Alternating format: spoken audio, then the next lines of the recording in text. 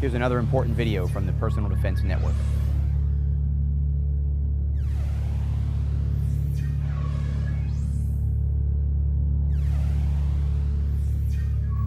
Let's take a look at a drill that allows us to utilize our use of cover, our proper use of cover. We've got a couple barricades set up here on the range. Kent's ready, he's loaded up, got his pistol on, he's ready to go. Now, of course, we've already trained concepts involving use of cover. So we know that we don't want to crowd our cover. We know that we're going to use our lateral movement to go back and forth from one piece of cover to another, that's the time we're going to use it. We're starting to put our skills in context. Whenever we can, we want to develop our skills in the context that we're actually going to use them. So we're not going to start behind cover and imagine a threat on the other side.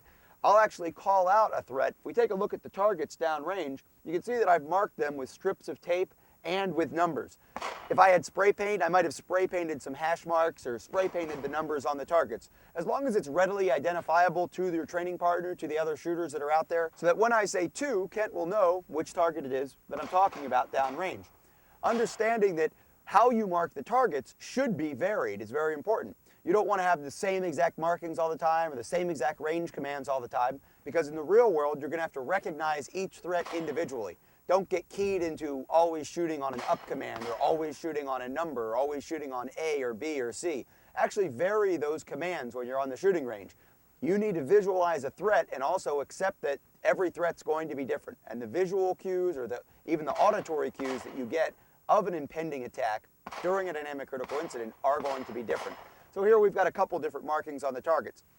Kent's going to start out in a neutral position between these two barricades. I'm going to call out a target. That target will represent his threat, and while he's going to his pistol, getting his grip, deploying it from the holster, he's going to use that time he has to do lateral movement, this time not just for the sake of lateral movement and good, practical, efficient training, but specifically to get himself behind cover relative to the threat that I've identified, just like we would want to in the real world. He's then going to use cover properly. He's going to use as much cover as he can to lean out and expose as little as he has to extend, touch, press, press, press until he feels he has significantly affected that threat. Again, 2 or 3 shots in something that simulates our combat accurate area. That's what we're going for on these targets. These targets will do a great job of that for us down there. Kent's going to vary his response. Sometimes he'll go left, sometimes he'll go right.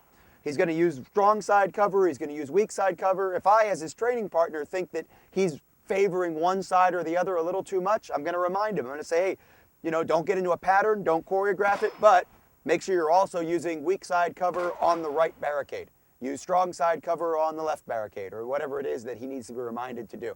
Of course, in the middle of all this, he's going to continue to assess the environment after his shots. He's going to make sure that he does good reloads. Let's get into this drill now and see how Kent is able to use the skills he's developed with barricades in place. Kent, take your position in the center. Stand by. 1.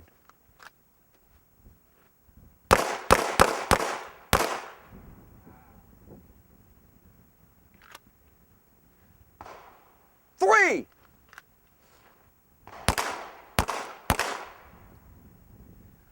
So you can see how Ken adjusted his balance of speed and precision.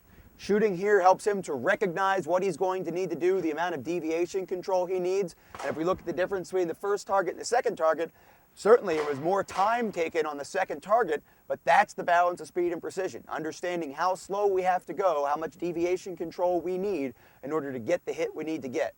Now at this point, one of the things you've heard me talk about is the idea of recognizing slide lock as often as possible during our training. When we're standing in front of a regular target without barricades, without any type of a scenario, we don't want to top our gun off in the middle of that situation. We want to shoot the gun until we reach slide lock, recognize slide lock, and then as efficiently as we can, get that gun reloaded, back in operation, and go ahead and resume shooting if we need to at our threat.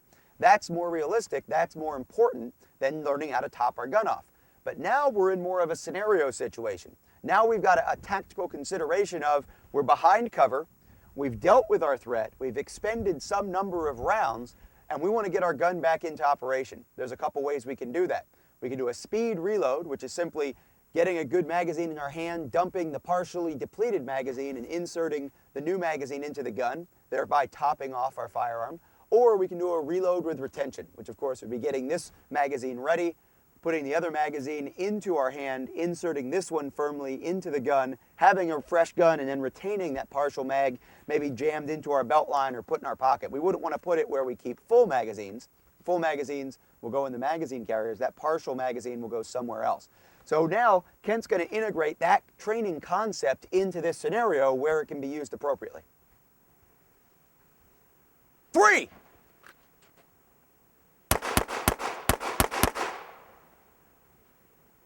And now, having depleted some rounds, he's going to go ahead, top his gun off, and he's choosing to do a reload with retention. And at this point, he could continue on with that scenario, whatever that dynamic critical incident was. And he could do so with a fully loaded firearm. That's how we want to use our reload with retention or our speed reload in the context of a dynamic critical incident. 2.